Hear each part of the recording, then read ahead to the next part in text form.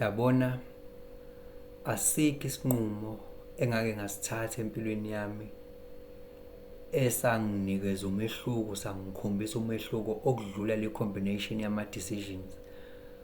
Ukuphuza utshwala ngibheme bese ngithenga imoto. Yabona, those decisions, they made a great difference in my life.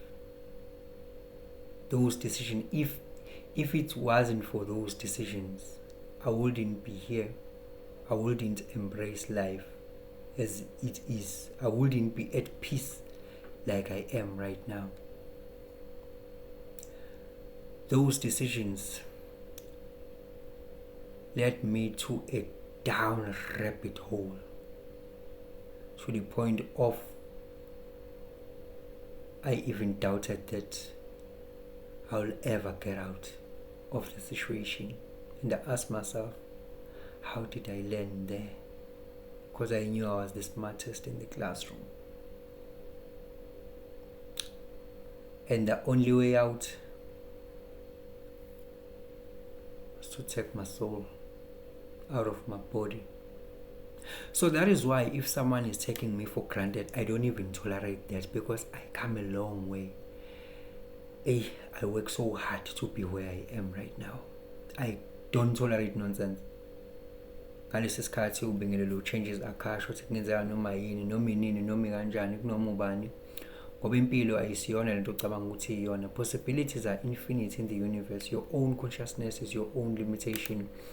Kukude lapho esisuka khona futhi kukude lapho esiya khona. Beka phansi umoya, ungatatazeli. Yabona, ke ngicabanga ukuthi I've nailed down and gave you a perspective and a great introduction yokuthi yini engizokhuluma ngayo. It touches me personally. Not to mention ukuthi we are still going to have videos on YouTube that will well articulate where I come from, who was changes before changes became changes Akasha, what happened, so that abanye abantu bazokwazi ukuqhathanisa nokubona ukuthi oh, I'm not the only one. This thing is maybe is common, because even changes Akasha went through the same. So yeah, I think it's gonna help. Yabona, if kwakungezona leza nqumo zokuthi I drink alcohol, I smoke cigarettes, I buy a car, I wouldn't be here. I wouldn't see the value of this current state that I find myself in. I wouldn't. I would take things for granted, because I would have nothing to compare this life with. I would have nothing. And I wouldn't be grateful, because I would think this is my base level. And like I would say, I'm suffering, things are not going well. I would be comparing myself to other people. I'm not moving, others are having this, but now I'm able to compare myself with myself. And I see that I come a long way, and I'm grateful, because I compare and contrast each and every segment and sector. I compare each and everything, ukuthi ngangikwazi ukuthi ngihleke, ngiphinde ngitolerate abantu abangithatha kancane, ngoba ngangizithatha kancane mina myself. And at least kwakumele kube ukuthi ngijabulela kona lokho, ukuthi umuntu ngithatha kancane, usakwazi nokucrack ijoke ngami. At least I should be grateful of that, because at least I am able to get some attention. That's the level of self-worth engangileka ngakhona. noma yini nje, you can throw it. Like, I mean, I can handle it.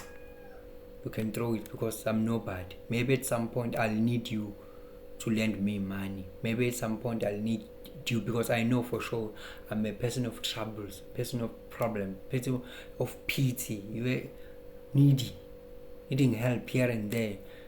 No backbone, no stability. You have kumele usinikele nombani ngoba wazi ukuthi uzohluphekela ngakuphi. Awukwazi ukuthi ume ustamp i-authority yakho because uyazi ukuhlezi uxakekile wena ngazo zonke indlela. Awukwazi ukuthi khona izinto ozothi wena you don't tolerate to people because the very same person ongathi you draw ama-boundaries is the very same person when at some point that you have to go and bow now because now you have a problem. That kind of life one had to live.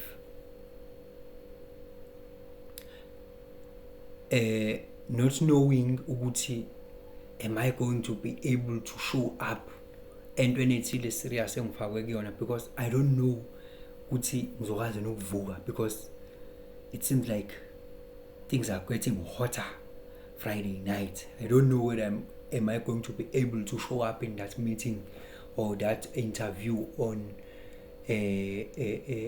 Saturday. I don't know. I don't show up. You want all those kind of things. You don't show up in the middle of like 2 days, 1 day, even the same day you got paid. You are broke now. No mashonisa bakho nje uthembekile kubona. Kind of life. Uyazi makungayena lo ngizothatha kulo makungayena lo ngizothatha kulo. Okay, now uthembekile nje kuthenini wena uzoxakeka vele ngoba uxakekile. Not to mention the car. That's one. You'll get it in the story.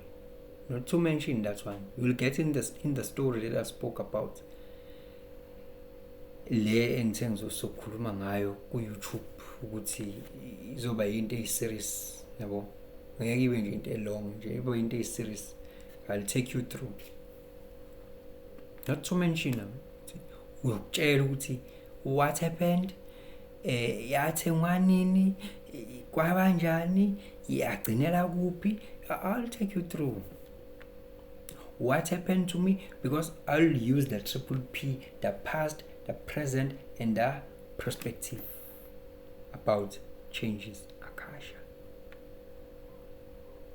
kwamele ngazi u-black khona ngizokwazi uku-embrace u-white. That is why I'm saying if it wasn't for those decisions, because each and every problem you find yourself in, there's that one trigger, there's that one event, that one point that changed the whole game, that changed the whole story,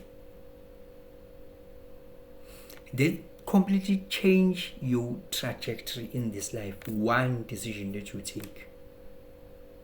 And for me, those combinations of decisions, and I even remember ukuthi ngaqala kanjani, ukuthi ngaqala, and yeah, because yabona mangicabanga ngisabhema ukuthi mase ngiqalekile njengoba manje kushawa 12 manje 3 minutes ukuthi kushawa 12 anginawo ugwayi la, ngamele ngisangane manje la indlela leyanto eyayingihlukumeza ngayo, ngamele ngisangane la manje ngingqongqozele ongqongqozelekayo, ngizama ukudavuza ngibone ukuthi ngenza njani. More especially mase ngitshela ukuthi mhlawumbe ubugcine kukhona la ephaketheni, udla nje usuyitshelile ukuze uzobhema uphi la, ngisiphela vele usenenkinga, mhlawumbe nemali yokuthenga futhi ayikho. So all those things, those minor things and big things as well, manje zenza ukuthi mangikwazi ukuqhathanisa ngithi yeah, I'm grateful even ngangaba nakho lokhu wena onakho noma abaningi abanakho, but I say because I'm comparing an apple with an apple, yeah, I've made a great difference in my life. We're still gonna talk.